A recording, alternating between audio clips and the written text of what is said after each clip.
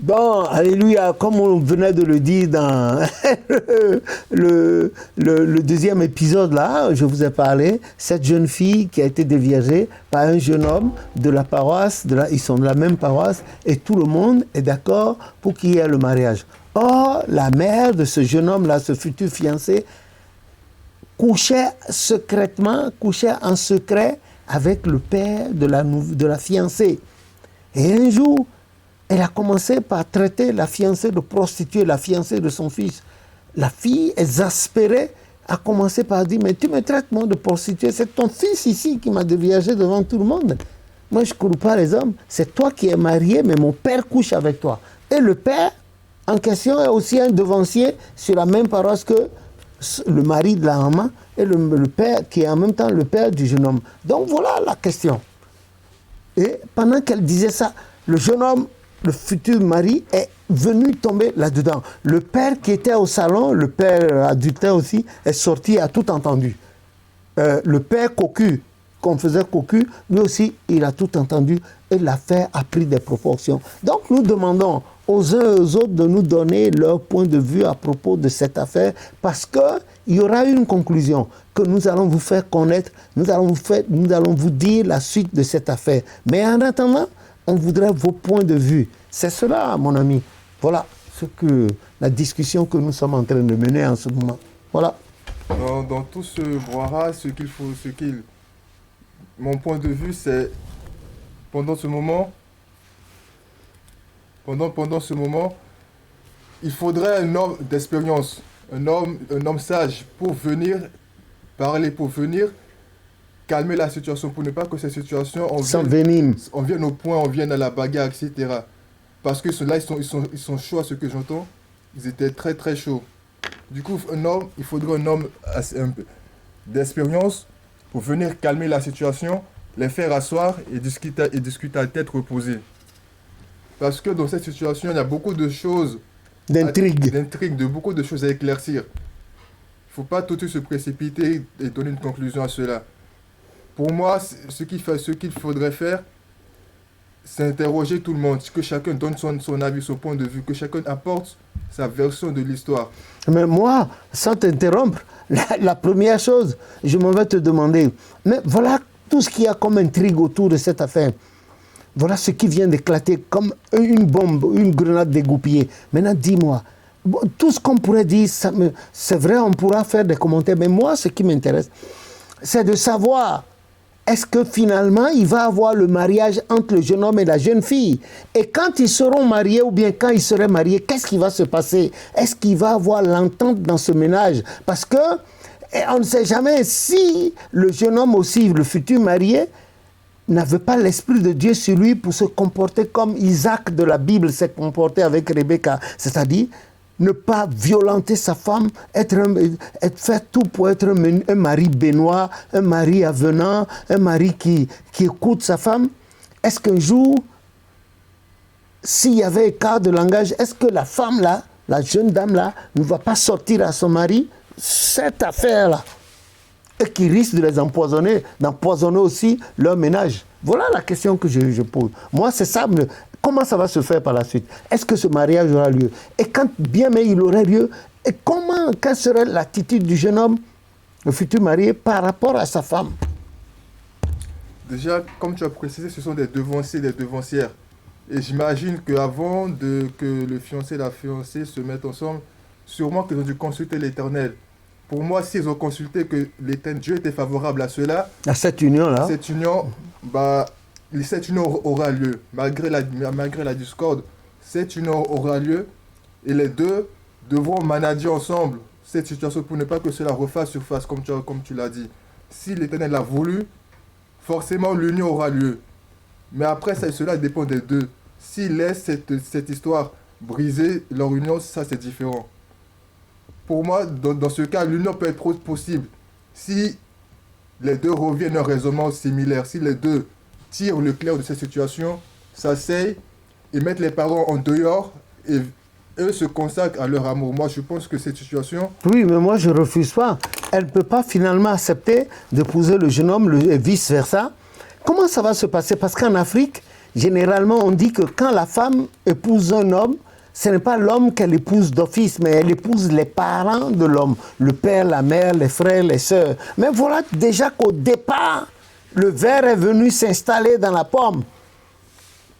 Comment ça va se faire? Est-ce que cette belle-mère-là, quand les deux se seraient mariés, est-ce que son fils accepterait qu'elle vienne là, sachant que sa femme sait que, sachant que son fils sait que sa maman est adultère? Comment ça va se faire? Au début, il y aura de la gêne, un peu un sentiment d'embarrassement. Je sais pas, c'est... Oui, mais je suis d'accord, mais quand la belle-mère va venir, elle ne pourra rien dire. Elle peut pas, comment elle va se... Tu vois, Déjà, pour moi, tout dépend de comment cette solution, cette histoire sera résolue. Si elle est résolue de manière pacifiquement, sûrement que plus tard, je pense qu'il y aura de la distance peut-être entre les deux familles, même si il y a l'union. Je ne sais pas, enfin, de mon point de vue, c'est... Et à la paroisse aussi. À la paroisse, c'est ça. Il va y avoir des partisans. Il va y avoir deux parties. Et puis maintenant, il y aura des neutres aussi qui vont regarder les moqueurs, je veux dire. Exactement, voilà. C'est une affaire alambiquée. C'est même pour les deux fiancés, c'est pas encourageant de voir les parents se comporter ainsi. C'est pas promettant, quoi. C'est pas rassurant. Bon. C'est terrible, hein? Oui, les actes qui ont été posés ne sont pas... C'est pas... Ce qui serait mieux pour moi, c'est de mettre au clair cette situation, c'est de... Et même si on le faisait plus tard... Il y a la rancune. C'est ça. Il y a la rancune. Est-ce qu'ils pourront se revoir? Est-ce qu'ils pourront habiter ensemble? Comment est-ce que les deux beaux-pères vont se regarder en chien de faïence sur la paroisse? Les belles-mères, comment ça va se passer? Etc., etc. Que le Seigneur ait pitié de nous. Amen. En tout cas, pour ceux qui nous écoutent en ce moment, vous qui avez pris le train en marche, nous vous prierions bien de retourner au premier épisode pour voir le sujet qui nous a amenés jusque-là au troisième épisode. Et puis, vous allez donner vos points de vue parce que c'est des choses qui arrivent. Et c'est cela, la manière dont c'est épique, c'est pour cela que c'est ce qui explique le titre des 3 épisodes jusqu'ici. Horrible coïncidence. Voilà.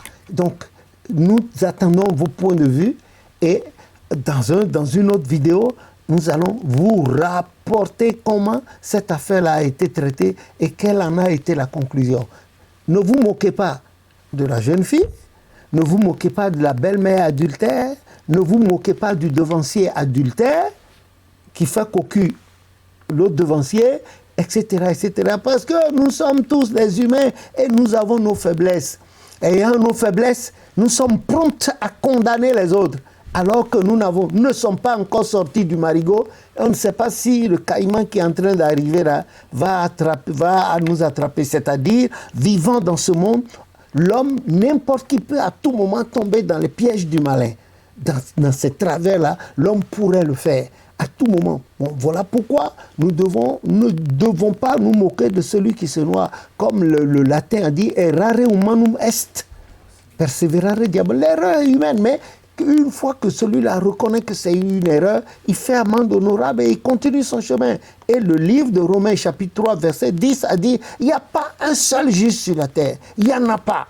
Il n'y en a pas. Il n'y a pas un seul juste sur la terre. Et il a conclu en disant dans Romains 6 verset 23, le salaire du péché, c'est la mort. On a vu le roi David, le grand roi David qui n'a jamais perdu ni de bataille ni de guerre, tomber devant Bathsheba, la femme d'Uri, son serviteur. Et la femme a pris grossesse et il a voulu, et de façon machiavélique, que Uri passe sur la grossesse. Mais l'autre a été conduit par l'Esprit de Dieu. Il n'est pas rentré, il a dormi sur le pas de la porte. Le lendemain, David a donné l'ordre qu'on l'envoya très loin, là où la bataille fait rage, et il est mort au front. Et l'Éternel a envoyé le prophète Nathan lui parler. Et c'est comme cela que David a fait le psaume 51 que nous lisons pour la rémission de nos péchés. Que le Seigneur ait pitié de nous. Amen. Que le Seigneur ait pitié de nous. Que le Seigneur ait pitié de nous. On ne doit pas se moquer de celui qui... Tant que tu es dans le mariage, tu es dans la vie, tu fais très attention. Oh, les femmes peuvent faire tomber n'importe qui. Les femmes, avec ce qu'elles ont entre les deux jambes là, c'est plus dangereux qu'une arme atomique. Il faut faire attention. Donc, si tu ne veux rien avoir de similaire avec une femme, il vaut mieux te tenir à l'écart. Contente-toi de ta femme et reste à distance pour lui parler aux autres femmes. Si tu t'approches trop, elles vont te brûler. Ce sont nos mères. Nous sommes sortis de leur sein. Donc, la cheminée, le feu, la fumée ne peut pas refuser la cheminée. Et il ne faut pas mettre ensemble deux inflammables. Voilà. Et le président, il y a un président d'un pays de la côte ouest africaine, le président Oufoué Personnable, c'était lui un jour en 83 qui parlait de la femme. Et il a dit, 5 femmes veut, Dieu veut. 5 femmes veut, Dieu veut. Ce que femme veut, Dieu veut. Faisons très attention. Vous ne voulez pas vous emballer là, vous emballer avec une affaire comme ça. Restez sur la défensive, contentez-vous de votre épouse, de votre fiancé, ça s'arrête là. Si sur la paroisse, vous trouvez quelqu'un qui est en train de, comme ce chargé de paroisse là, qui donnait la communion à ses fidèles, oh, il entretenait des relations secrètes avec une jeune fille sur la paroisse. Pendant la communion, il a donné le corps du Christ, maintenant c'était autour du sang du Christ. Quand elle a fini de boire, elle a retenu de ses deux dans la coupe, le bord de la coupe. Et le chargé tirait. Et elle ne voulait pas lâcher, tout le monde regardait la scène.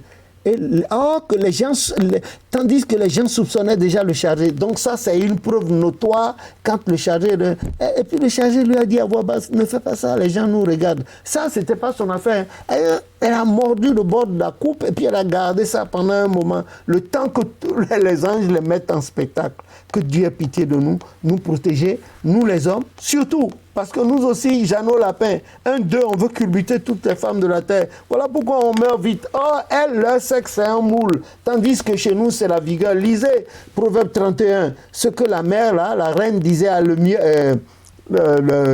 miel. Alors, faisons attention. Prions beaucoup que le nom de l'Éternel soit béni. Moi, je ne condamne pas les gens, les uns et les autres, là, mais il faut que vous donniez vos points de vue pour la fin. Que le nom de l'Éternel soit béni. Et que Dieu garde son Église et toutes les églises qui confessent d'ailleurs très saintement et adroitement le saint nom de notre Sauveur Jésus-Christ. Et à tantôt pour vos réponses et pour les prochains épisodes. Au nom de Jésus notre Sauveur. Amen.